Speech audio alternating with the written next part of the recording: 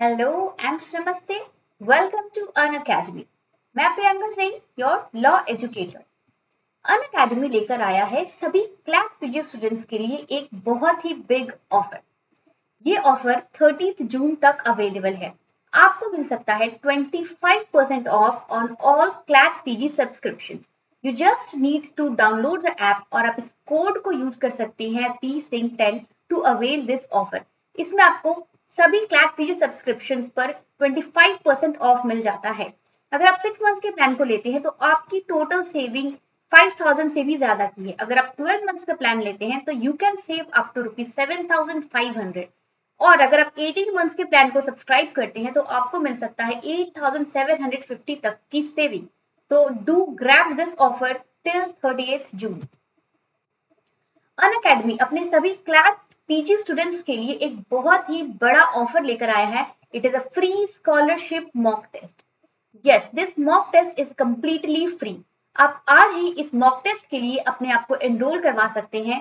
Just use this code PSING10 और इस course में, इस मॉक टेस्ट में आप एनरोल कर सकते हैं बिल्कुल फ्री। इसमें जो भी टॉप रैंकर्स हैं उन्हें मिलेगा अप टू 90% तक का scholarship. So don't miss this opportunity. आज ही एनरोल करें अपने 2 जुलाई के फ्री स्कॉलरशिप मॉक टेस्ट के लिए। और अगर आप क्लैट पीजी की प्रिपरेशन कर रहे हैं तो don't forget to join this telegram channel. आप जस्ट इस QR कोड को स्कैन करके हमारे टेलीग्राम चैनल अन अकेडमी के क्लैट पीजी प्रियंका सिंह के चैनल से जुड़ सकते हैं, जहां आपको क्लैट पीजी से रिलेटेड सभी इंफॉर्मेशन, सभी अपडेट्स टाइम टू टाइम मिलती रहेगी। तो क्लैट पीजी एग्जाम, आज हम बात करेंगे क्लैट पीजी एग्जाम्स के डिफिकल्टीज के बारे में। We will discuss about the common mistakes that the most students do. आज हम उन रीजंस को जानेंगे जिसकी वजह से जो बड़े बड़े दिग्गज हैं, जो अपनी स्टडीज में बहुत अच्छे हैं, फिर भी वो फर्स्ट अटेम्प्ट में अपने क्लैट एग्जाम को क्लियर नहीं कर पाते हैं।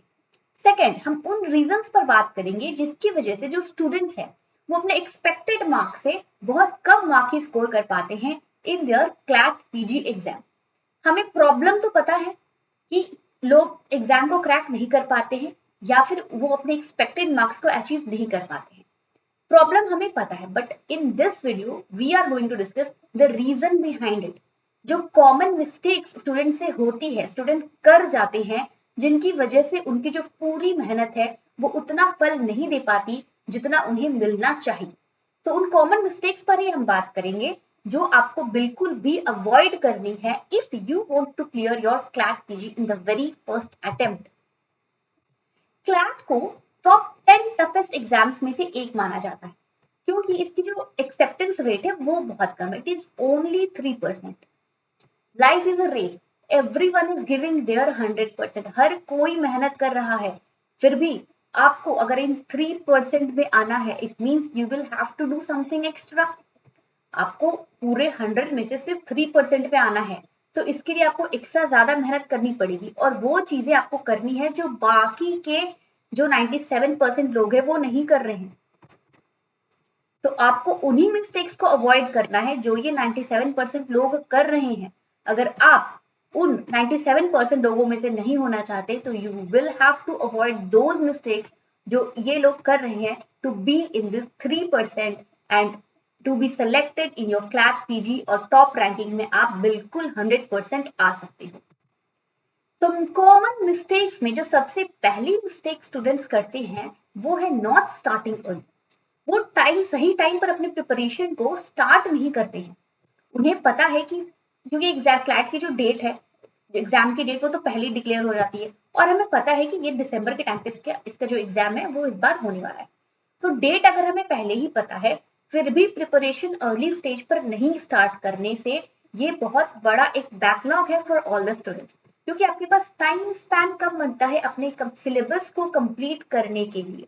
तो आपको एक रीजनेबल टाइम तो चाहिए सिलेबस को कंप्लीट करने के लिए। अगर आप लास्ट मोमेंट में क्रैश कोर्स की तरह इसकी तैयारी करते हो विद इन 1 मंथ और 2 मंथ, तो 100% आप इस एग्जाम को नहीं क्रैक कर पाओगे, बिकॉज आपके सेमेस्टर्स भी चल रहे होते हैं। तो आपको अपनी कॉलेज की पढ़ाई भी करनी है, प्लस कैट की तैयारी भी करनी है।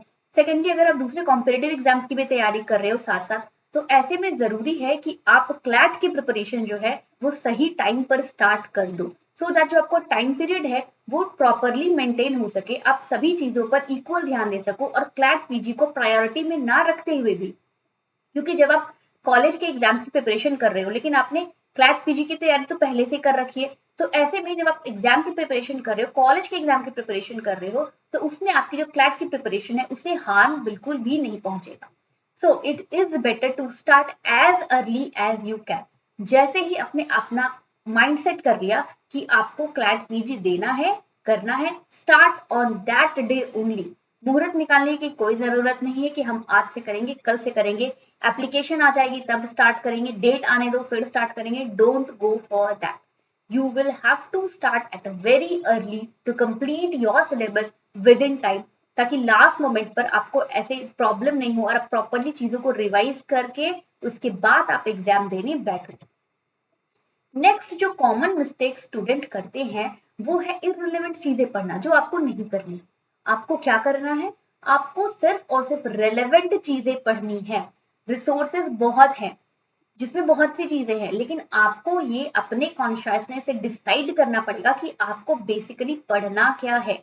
आपके एग्जाम के पर्सपेक्टिव से क्या चीजें इंपॉर्टेंट है, क्या चीजें रेलेवेंट है, तो सिर्फ उन्हीं चीजों पर हम अपनी एनर्जी, अपना फोकस जो है वो उन्हीं चीजों पर लगाएंगे।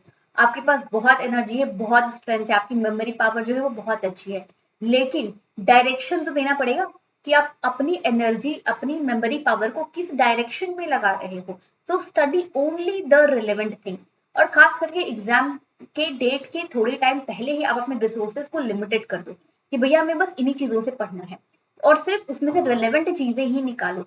अननेसेसरी इररिलेवेंट, ठीक है वो जनरल नॉलेज की पर्पज से इंपॉर्टेंट हो सकती है, बट हम क्लैट पीजी की बात कर रहे हैं, तो एग्जाम के पर्पज से जो चीजें आपके लिए रिलेवेंट है उन पर ही फोकस करिए। इररिलेवेंट चीजों से को पढ़ के नॉलेज बढ़ानी, दैट्स अ डिफरेंट मैटर।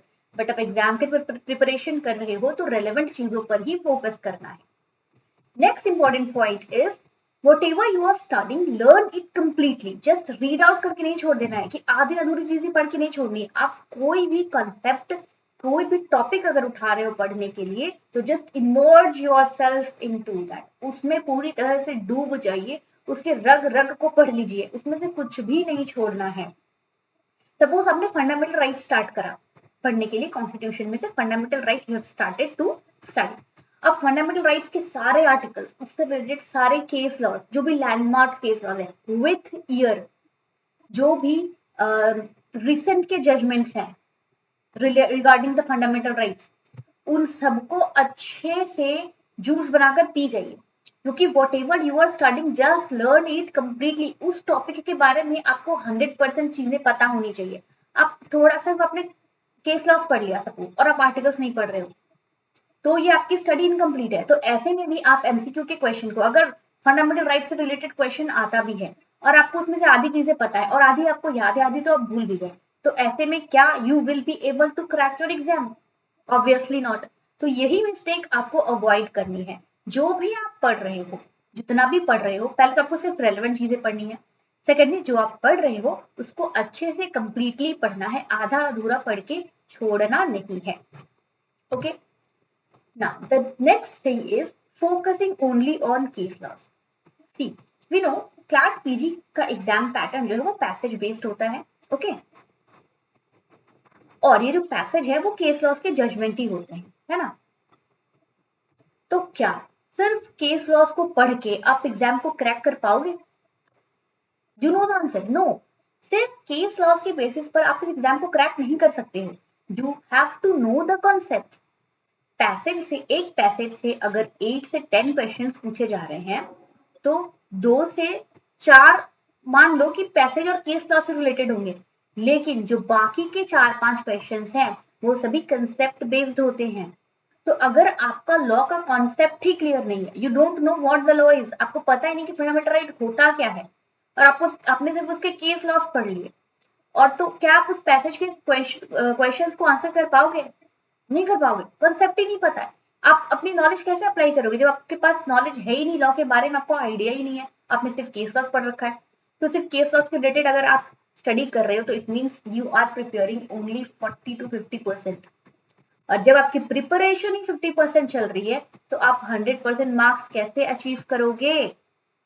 तो इट इज इम्पोर्टेंट कि केस लॉस के साथ साथ आप कॉन्सेप्ट्स पर भी ध्यान दो।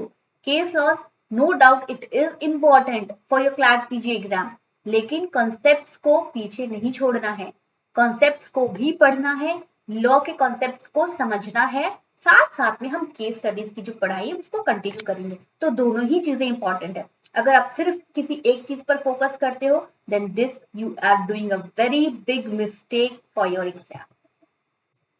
नेक्स्ट मिस्टेक जो आपको अवॉइड करनी है वो है lack of regularity.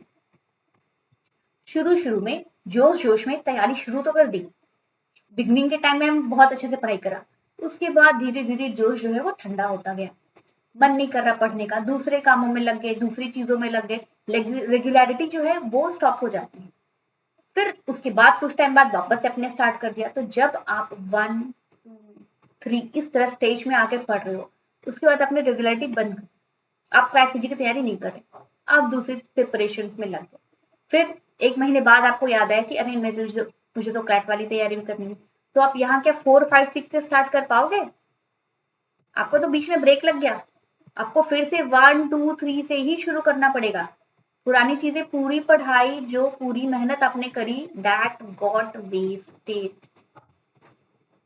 It's totally gone in vain, full loss, कोई फायदा नहीं हुआ, आपकी टाइम, आपकी एनर्जी, आपकी मेहनत सारी हो गई वेस्ट। तो ये मिस्टेक बिल्कुल नहीं करना है। आपने बहुत मेहनत करके शुरू में पढ़ाई करी है, तो इसको ब्रेक लगाकर उस पूरी पढ़ाई को गुड़ गोबर नहीं करना है। लैक ऑफ रेगुलरिटी बिल्कुल नहीं करी, कंटिन्यूटी मेंटेन करनी है। आप भले ही 1 घंटा लो अपनी पढ़ाई के लिए कि आपको सेमेस्टर्स की तैयारी करनी है, कॉम्पिटेटिव एग्जाम्स की तैयारी करनी है, करिए, लेकिन आप टाइम फिक्स कर लो कि 1 घंटा या 2 घंटा आपको क्लैट की प्रिपरेशन करनी है, जितना आपको रूटीन में सेट होता है, जस्ट लेकिन रेगुलरिटी मेंटेन करना है। मैं नहीं कह रही कि आप 4 घंटे दे दो, नो, 1 घंटा ही दो, लेकिन डेली दो। रेगुलरिटी और कंटिन्यूटी मेंटेन करोगे तभी आप इस एग्जाम को क्रैक कर पाओगे। आपने बीच में ब्रेक लिया, again zero, you will have to start with 1 only. तो बार बार यही करना है, 1 2 3 1 2 3, हमें तो 100 तक पहुंचना है। सो रेगुलरिटी मेंटेन करते रहिए, अपनी पढ़ाई को कंटिन्यू करिए, अपनी प्रिपरेशन को कंटिन्यू करिए। अगर ये चीज आप करते हो then trust me, nobody can defeat you. आपको फर्स्ट अटेम्प्ट में एग्जाम क्लियर करने से कोई भी रोक नहीं सकता। नेक्स्ट मिस्टेक्स है जो आपको अवॉइड करनी है वो है टू लिमिट योर रिसोर्सेज। ठीक है, क्लैट पीजी का एग्जाम टफ होता है, हमें बहुत कुछ पढ़ना है, सिलेबस काफी कुछ है, इंटरनेशनल चीजें भी पढ़नी है, रिसेंट के केस लॉग भी पढ़ने हैं, बहुत कुछ पढ़ना है, बट कहीं तो इसका एंड करना पड़ेगा। आप डेली नई चीजें अपनी स्टडी में ऐड करते जाओगे, अपनी रिसोर्सेज को बढ़ाते जाओगे, इतना लंबा चौड़ा रिसोर्सेज आपने कलेक्ट कर लिया है और आप डेली न्यू चीजें उसमें ऐड कर रहे हो, तो it will not going to help. ये आपको एग्जाम में हेल्प नहीं करेगा, ये आपको एग्जाम क्रैक नहीं करवाएगा। अपने रिसोर्सेज को लिमिट करिए after a point of time. Beginning में आपको रिसोर्सेज की जरूरत है, कलेक्ट रिसोर्सेज, रिलेवेंट रिसोर्सेज को आप कलेक्ट करिए, अपने पास बंच बनाइए, नोट्स बनाइए, ठीक है, लेकिन after a point of time उस रिसोर्सेज को लिमिट कर दीजिए कि अब बस, अब और कलेक्शन नहीं करना है, जितना है उसको अच्छे से पढ़ना है। तो ये एक इंपॉर्टेंट की पॉइंट है जो स्टूडेंट्स जनरली अवॉइड कर जाते हैं। ये एक बहुत बड़ी मिस्टेक है जो स्टूडेंट्स करते हैं कि एंड मोमेंट तक रिसोर्स ही कलेक्ट कर रहे हैं। अरे भैया कर लिया, हो गया, अब पढ़ लो, क्योंकि जो पढ़ोगे वो काम देगा, आपका कलेक्शन आपको काम नहीं देगा कि आपके पास कितने रिसोर्सेस है। एग्जाम में हेल्प करेगी आपकी नॉलेज की, उन रिसोर्सेज में से आपने क्या गेन किया है, उसके बेसिस पर आप एग्जाम दोगे। आपने जो नोट्स कलेक्ट किए हैं उसके बेसिस पर आपको मार्क्स नहीं मिलने वाले हैं। So limit your resources after point of time. उसके बाद जो भी आपने रिसोर्स कलेक्ट किए हैं, just emerge yourself into that, उसमें पूरी तरह से just go deep in that, उसको पूरी तरह से अपने माइंड में प्रिंट कर लीजिए, दिस विल हेल्प यू। ये जो रिसोर्सेज को अपने माइंड में सेट कर रहे हो ना, ये आपको हेल्प करेगा, रिसोर्सेज कलेक्ट करना will not help you. Next thing जो है रिवीजन। ये तो आपको पता ही, सबको पता है revision is the key of success, लेकिन मिस्टेक क्या हो जाती है, करते नहीं है। पता तो सब है कि हाँ भैया रिवीजन करना चाहिए, लेकिन कर क्यों नहीं रहे? रिवीजन करिए, मल्टीपल टाइम्स रिवीजन करिए। एक ही चीज को आप कॉन्ट्रैक्ट पढ़ रहे हो, ओके, कॉन्ट्रैक्ट आपका कंप्लीट हो गया, आपने कंपनी लॉ स्टार्ट कर दी,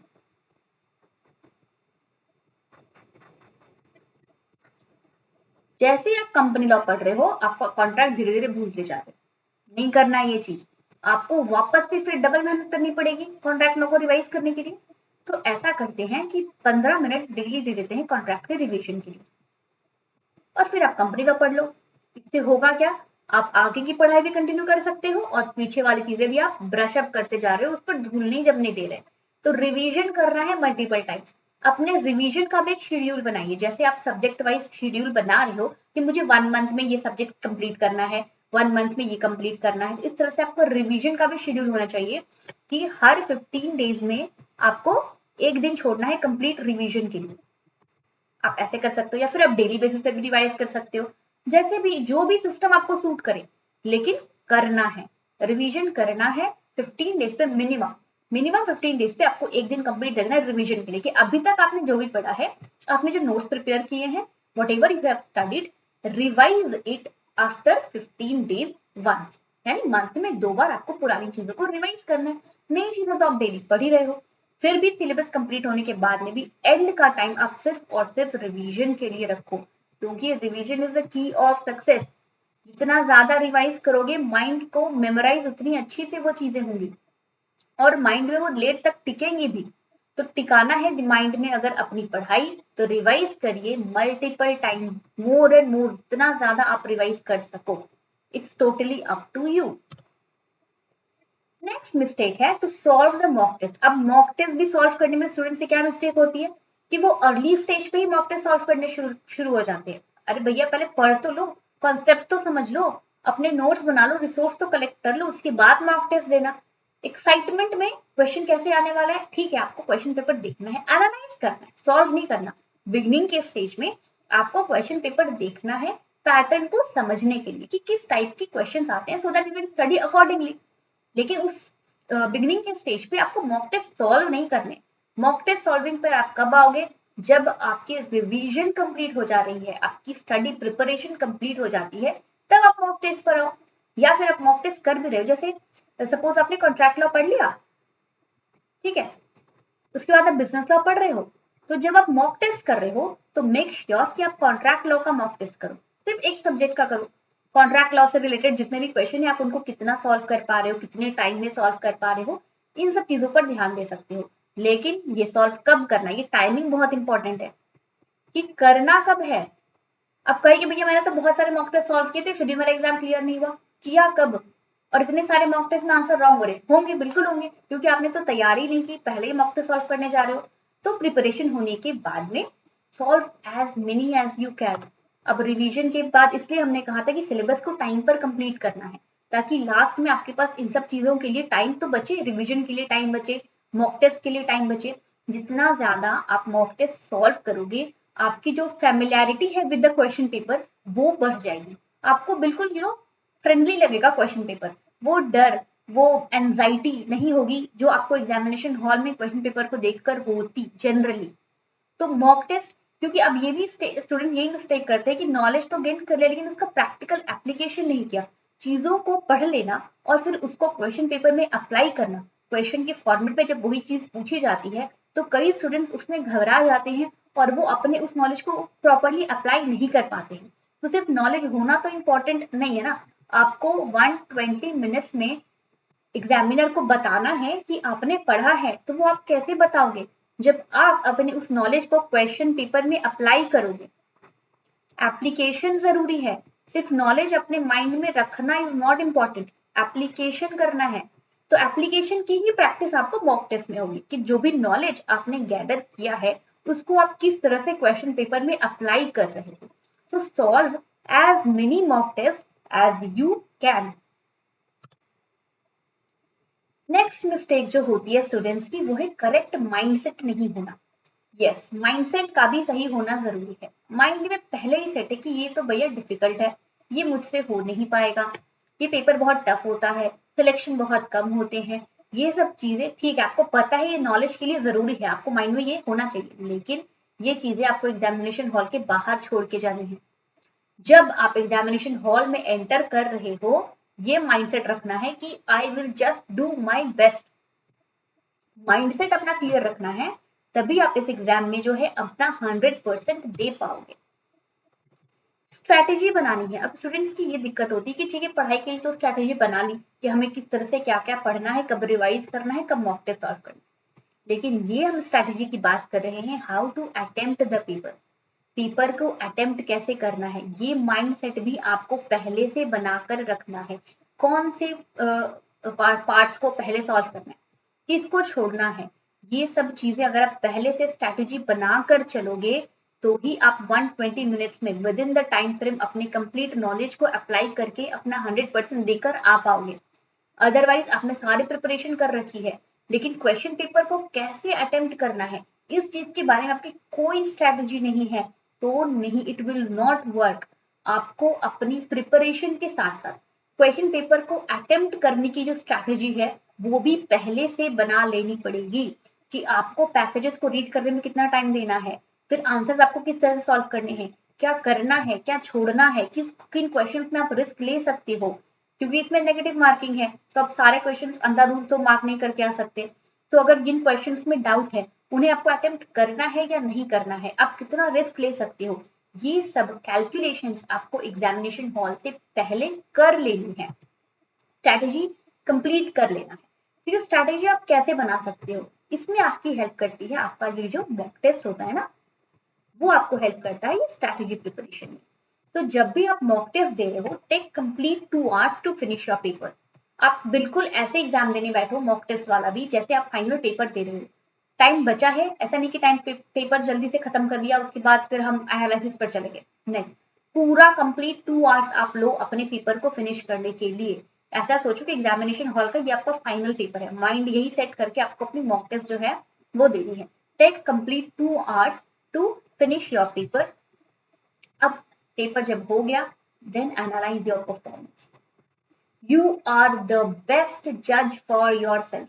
आप कैसे हो ये आपको आपसे बेहतर कोई नहीं समझ सकता। तो जब आप मॉक टेस्ट दे, ठीक है एनालिसिस बहुत सारे ऑनलाइन वेबसाइट्स हैं जहां पर आपको मिल जाएंगे, एनालिसिस भी मिल जाएगा मॉक टेस्ट का, लेकिन जो एनालाइज जो आप खुद करोगे ना दैट इज योर एसेट, वो वर्थ है, वो एक्चुअल आपको एनालाइज खुद के परफॉर्मेंस को करो आपकी आपने कितना टाइम लिया पैसेज रीड करने में, कितना टाइम लिया समझने में, आपने कहाँ कैलकुलेटिव रिस्क लिया, कहाँ आपने गलत रिस्क ले लिया, क्या चीजें आपको छोड़नी थी लेकिन आप कर लिए, क्या चीजें आपको करना था लेकिन आप छोड़ दिए। तो इन सब चीजों को प्रॉपरली एनालाइज करिए, अपनी परफॉर्मेंस को खुद मार्किंग दीजिए कि how you have scored in your mock test, कैसा आप अपने क्लैट पीजी के एग्जाम में परफॉर्म कर पा रहे हो। So analyse your performance. Students panic कर जाते हैं, बड़े बड़े लेंदी पैसेजेस आते हैं तो डर जाते हैं, उनकी कामनेस खत्म हो जाती है। माइंड जो है अब एक क्वेश्चन नहीं आया, कहीं अटक गए या पैसेज का कोई ऐसा पार्ट है जो समझ नहीं आ रहा वहां फंस गए, तो ऐसे में क्या होता है माइंड पैनिक कर जाता है, स्टूडेंट अपना कामनेस खो देते हैं, ठीक है, एंजाइटी हो जाती है, समझ नहीं आता भाई क्या करें। अब माइंड एक बार में दो चीजें कैसे करेगा, या तो वो डरेगा या तो वो क्वेश्चन सॉल्व करेगा। तो ऐसे में आपको क्या करना है, बिल्कुल भी पैनिक नहीं होना, माइंड को कहना है कि भैया पैनिक मोड ऑफ करो और क्वेश्चन सॉल्विंग पर ध्यान दो, डरना नहीं है, नहीं आ रहा नहीं समझ आ रहा छोड़ दीजिए, मूव ऑन, टाइम वेस्ट क्यों करना। और माइंड को डरा के माइंड की पावर और कैपेसिटी को कम भी नहीं करना है, ठीक है। So don't get panic, calmness बिल्कुल लूज नहीं करना है। No matter how tough is your question paper, stay calm stay focused. 100% अगर देना है तो काम रहना जरूरी है, फोकस्ड रहना जरूरी है। कितना भी टफ है क्वेश्चन पेपर कोई बात नहीं, अगर आपका माइंड काम है सही तरीके से चल रहा है तो वो टफ को भी इजी बनाने में माइंड को ज्यादा टाइम नहीं लगेगा। माइंड के पास ऑलरेडी काफी पावर है, आपने पढ़ के अपनी काफी पढ़ाई करी है, अपनी प्रिपरेशन करी है, तो माइंड के पास उतनी पावर है। आपको at a point of time लग सकता है कि क्वेश्चन पेपर थोड़ा सा टफ है, बट कोई नहीं, अगर आप काम रहोगे फोकस्ड रहोगे तो वो जो टफनेस है ना वो धीरे धीरे अपने आप लो लेवल पर आती जाएगी। लेकिन वही आप सोचो अगर आप क्वेश्चन पेपर देख कर डर गए पैनिक हो गए तो वो जो टफ क्वेश्चन पेपर है वो और टफेस्ट लगता जाएगा आपको। तो यही मिस्टेक्स जो है कॉमन मिस्टेक, बहुत सिली सिली चीजें हैं जो आपको पता है लेकिन एग्जामिनेशन हॉल में ये सब चीजें जो है वो माइंड से निकल जाती है। तो ये चीज बिल्कुल नहीं करना है, अपना माइंड सेट बिल्कुल क्लियर रखना है कि मुझे क्या करना है क्या नहीं करना है। इन मिस्टेक्स को बिल्कुल आप नोट डाउन कर लो कि बिल्कुल भी नहीं करना है। दूसरों की गलतियों से सीख सकते हो ना, अब खुद से गलती करके क्यों सीखोगे? जब दूसरे आपको गलती कर करके बता रहे कि भैया ये चीज नहीं करना, ये मैंने करी ये गलत है, ये मैंने करी ये गलत है, तो दूसरों की गलतियों से सीख लो। खुद का टाइम क्यों वेस्ट करना? तो यही मिस्टेक्स है जो generally common students CLAT exam में करके आते हैं। तो do avoid these mistakes. In mistakes को रोक सकते हो आप और अपने क्लैट पीजी की प्रिपरेशन को बूस्ट कर सकते हो with the achievers batch. Unacademy के इस अचीवर्स बैच को आप ज्वाइन कर सकते हैं by just using the code PSING10। ये जो बैच है वो 15 जून से स्टार्ट हो चुकी है। मैं प्रियंका सिंह आपको पढ़ाऊंगी बिजनेस लॉ। मेरी क्लास है वीक में 3 days, Tuesday, Thursday and Saturday. It's 8 AM for now. अगर टाइम में कोई चेंजेस होती है तो आपको अपडेट मिलती रहेगी। इसके अलावा you can also access the free special classes. आप क्लैट पीजी के लिए फ्री स्पेशल क्लासेस को भी एक्सेस कर सकते हैं by just using the code. ये फ्री क्लासेस होती है एवरी डे 9:30 to 10:30। तो आप इस फ्री क्लास को भी एक्सेस कर सकते हैं for a CLAT PG examination preparation that will definitely help you. इस क्लैट पीजी के प्लस प्रोग्राम में आपको मिलते हैं best educators, daily live classes, live test, quizzes, structured course है और जिसमें आपको हर क्लास की जो PDF लेक्चर है वो भी अवेलेबल होती है।